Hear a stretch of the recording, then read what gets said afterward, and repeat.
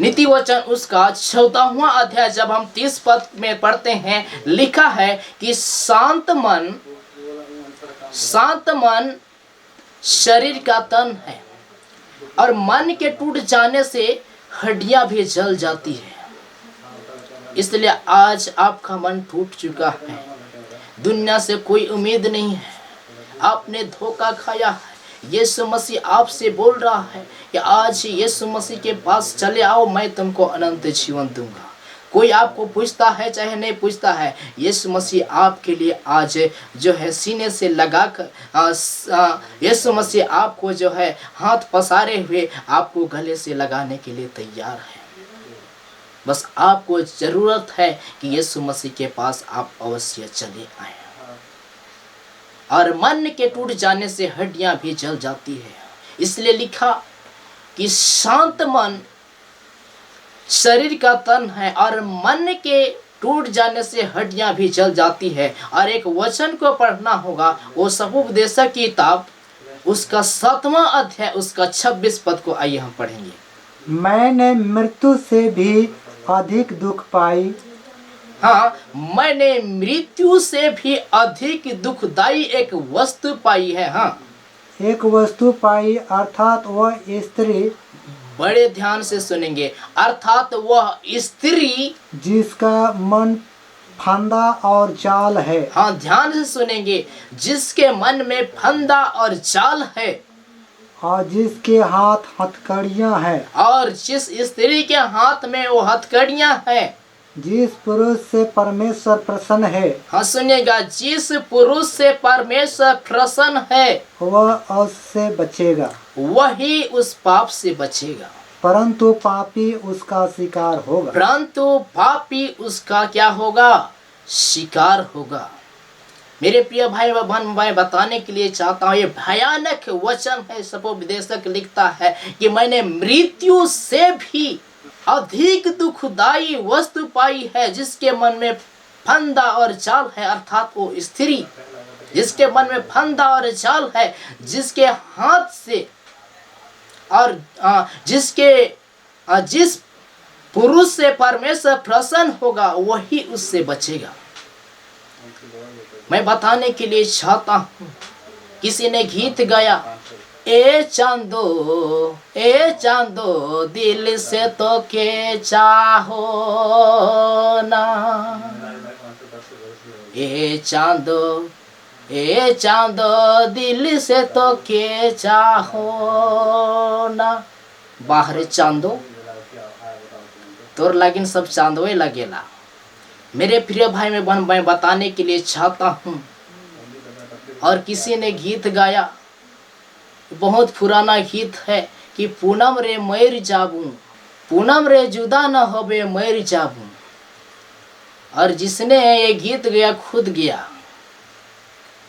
कोई बोलता है कि ये गाना को सुनने के बाद मुझे बड़ा सुकून मिलता है।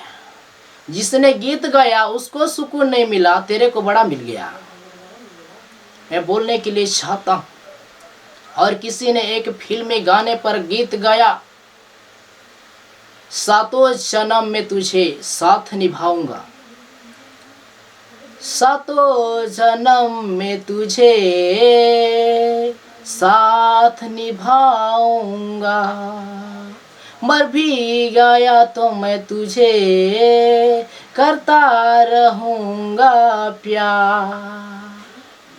मेरे प्रिय भाई बहन, मैं बोलने के लिए चाहता हूँ, 7 और 8 जन्म कोई ऐसा जन्म नहीं होता है। मैं बोलने के लिए चाहता हूँ, मनुष्य का माँ के गर्भ से एक ही बार जन्म होता है, और एक बार जो है इंसान का मरना तय है, और एक बार उसका न्याय का होना नियुक्त तय रखा गया है। मैं बोलने के लिए चाहता हूँ, इब्रानी 9:27 में आप पढ़ करके देखिए, लिखा है कि एक बार मनुष्य का मरना और न्याय का होना नियुक्त समय रखा गया है। कोई ऐसा 7 जन्म और 8 जन्म नहीं होता है। कोई लोग बोलता है ये गाना को जब हम गाते हैं बड़ा सुकून मिलता है दिल में। जिसने गीत गाया उसको सुकून नहीं मिला, तेरे को बड़ा मिल गया। मैं बोलने के लिए चाहता हूँ, मनुष्य का कोई ऐसा 8 या 9 जन्म नहीं होता है। ऐसा गीत गा जाते हैं जिसका कोई अर्थ नहीं निकलता। मैं बोलने के लिए चाहता हूँ कि एक बार माँ के गर्भ से मनुष्य आता है और एक बार जो है मरता है और एक बार न्याय का होना उसका नियुक्त समय रखा गया है। परमेश्वर ने नियुक्त समय उसके लिए रखा गया है। उसका फल के लिए परमेश्वर रखा है कि परमेश्वर न्याय करे। इसलिए मैं बोलने के लिए चाहता हूँ कि यदि आज आपने प्यार में धोखा खाया है, मोहब्बत में धोखा खाया है, आज अपने पापों से मन फिराएं। क्योंकि बहुत से लोग ऐसे हैं जो इस पे विचार का शिकार हुए हैं। और अभी हम लोग पढ़ें कि मैंने एक दुखदाई वस्तु पाई है जो मृत्यु से भी अधिक दुखदाई वस्तु है। जब आप अपने शरीर को छोड़ देते हैं यानी मर जाते हैं, मरने से पहले आपको बहुत डर लगेगा, लेकिन मरने समय पता नहीं चलेगा कैसे मरोगे। लेकिन सभोपदेशक कहता है कि मृत्यु से भी अधिक मैंने एक दुखदाई वस्तु है, अर्थात वह स्त्री जिसके मन में फंदा और उसके मन में जल है। और जिस पुरुष से परमेश्वर प्रसन्न है वही व्यक्ति परमेश्वर को खुश करने पाएगा, अन्यथा पापी उसका शिकार होगा, पापी उसका शिकार होगा। इसलिए मैं बोलने के लिए चाहता हूं कि आज बहुत से ऐसे जवान बहनें और जवान बहन आज उस जो है विचार का शिकार हुए हैं, प्यार में धोखा खाया। इसलिए बाइबिल बतलाती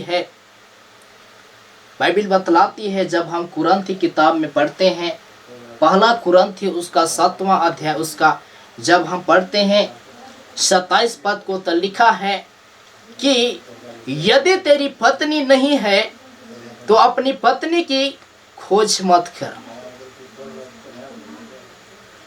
अपनी पत्नी की खोज मत कर। आज इंसान, आज जवान बहन, आज जवान भाई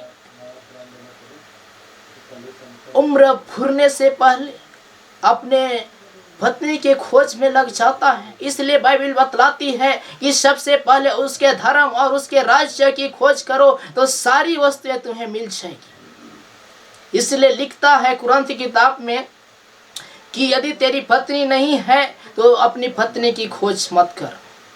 अपना निर्णय अपने खुद से मत ले। जब हम देखते हैं परमेश्वर जब आदम और हवा को रचा तो उसने आदम के लिए खुद परमेश्वर ने उपाय किया और जोड़ी को बनाने के लिए सो मेरे प्रिय भाई बहन, मैं बताने के लिए चाहता हूँ मसीह जीवन में जोड़ी परमेश्वर बनाता है, जीवन साथी यहोवा देता है। यदि आप परमेश्वर को छोड़ करके अपने मकसद के साथ, अपने जो है निर्णय के साथ आज जो है अपने जीवन संगी को अगर आप खोजेंगे तो हो सके आप इस प्यार का जो है शिकार हो सकते हैं। और इसको छोड़ो, अनंत राज्य के जो है अनंत मृत्यु के भी भागीदार हो सकते हैं। और कोई लोग तो बोलते हैं कि मैं एक मसीह हूँ, लेकिन मसीह होकर के एक जो है सांसारिक जो है भाई के साथ शादी करूँगा, एक पति के साथ शादी करूँगा और उसको भी मसीह में लाऊंगा। ये आपका गलत फहमी है। क्या गारंटी है कि वो मसीह में आएगा? क्या गारंटी आप ले सकते हैं कि वो मसीह में आएगा? इसके बजाय आपको भी अपनी पाप की ओर ले जाएगा। इसलिए मैं बोलने के लिए चाहता हूं कि आज अपने पापों से मन फिराएं। जैसे सामरी स्त्री जो है 5 पति कर चुकी थी, ठीक वैसे ही आज पाप का शिकार जवाने हुए हैं, बहने हुए हैं। इसलिए मैं बोलने के लिए चाहता हूं कि आज उस पापों से मन फिराएं। इस बात को लेकर के मुझे एक जोग आ रहा है, मैं बोलने के लिए चाहूँगा। मैंने भी प्यार किया था मगर धोखा नहीं खाया। मैंने भी प्यार किया था मगर धोखा नहीं खाया। अरे ये दिल यीशु मसीह के सिवाय किसी और से लगाया ही नहीं था। मैं बोलने के लिए चाहता हूँ कि यदि आज इस पाप से आज बचना चाहते हैं, व्यभिचार का पीछा छोड़ो और व्यभिचार से बाहर निकलिए, तो आपको परमेश्वर जीवन का मुकुट देगा। और ऐसे जवान भाई हैं जो आज पाप का शिकार हुए हैं, इसलिए अपने जीवन को पवित्र बनाने की जरूरत है। इसलिए मैं बोलने के लिए चाहता हूँ, जितने भी मुझे इस वचन के माध्यम से लाइव देख रहे हैं और जो देखेंगे, अधिक से अधिक इस वचन को या इस वीडियो को शेयर करें, ताकि एक एक जवान बहने, एक एक जवान बचाए जा सके। एक वचन को पढ़ना होगा और वो वचन है नीति वचन की किताब, उसका 5वां अध्याय, उसका 11 पद को जल्दी से पढ़ेंगे। नीति वचन उसका 5वां अध्याय, उसका 11 पद को पढ़ेंगे। और तू अपने अंतिम समय में, जबकि तेरा शरीर जी क्षीण हो जाए, हाँ, तब यह कहकर हाय मारने लगे, मैंने शिक्षा से कैसे बैठ।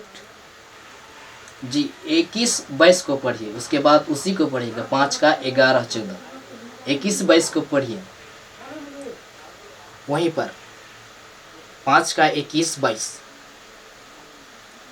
क्योंकि मनुष्य के मार्ग यहोवा की दृष्टि से छिपे नहीं है। हाँ, क्योंकि यहोवा का मार्ग, मनुष्य के मार्ग यहोवा के दृष्टि से छिपे नहीं हैं, और वह उसके सब मार्गों पर ध्यान रखता है। और यहोवा उसके सब मार्गों पर ध्यान रखता है। दुष्ट अपने ही अधर्म के कर्मों से फंसेगा, और दुष्ट अपने अधर्म के कर्मों से फंसेगा, और अपने ही पाप के बंधनों से बंधा रहेगा। और अपने ही पाप के बंधनों से क्या रहेगा? बंधा रहेगा। वह शिक्षा प्राप्त किए बिना मर जाएगा। वह बिना शिक्षा प्राप्त किए बिना वह मर जाएगा, और अपनी ही मूर्खता के